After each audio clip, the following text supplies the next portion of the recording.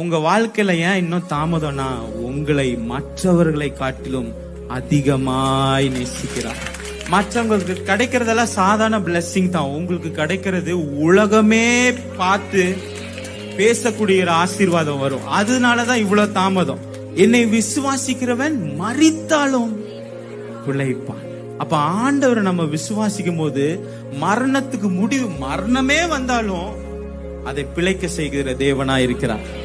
அவ்வளவுதான் முடிவு, இதுக்கு அப்புறம் அவ்வளவுதான் அப்படின்னு இருந்தாலும் திரும்பவும் அதை தேவனால் கூடாதது ஒன்றுமே இல்லை.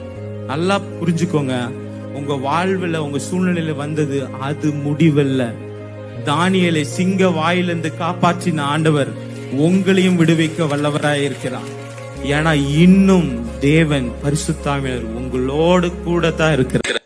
Praise the Lord. இந்த ஓய்வு நாளின் காலவேளையில கர்த்தராயிருக்கிற இயேசு கிறிஸ்துவுக்கு முன்பதாக நீங்கள் நிற்கிறது வாஸ்தவமாக இருந்தால், என் கர்த்தருடைய வார்த்தை மிகவும் அருமையாக சொல்லுகிறது. தானியேலுடைய புஸ்தகம் 10வது அதிகாரம் 18வது வசனத்தில், அப்பொழுது மனுஷ ரூபமான ஒருவன் திரும்ப என்னை தொட்டு என்னை திடப்படுத்தினார். இந்த நாளையில் உங்களுடைய வாழ்க்கையில் என்னென்ன சூழ்நிலைகளினாலும் நீங்கள் பாதிக்கப்பட்டிருக்கிறீங்களோ அந்த காரியத்தில் நீங்கள் சோர்ந்து போக வேண்டாம். நீங்கள் வெட்கப்பட்டு போவதில்லை. ஆண்டவர் உங்களை திடப்படுத்துவார். நீங்கள் பயப்படாமலும் கலங்காமலும் இருந்து வாழ்ந்து சுகமாய் இருப்பீர்கள்.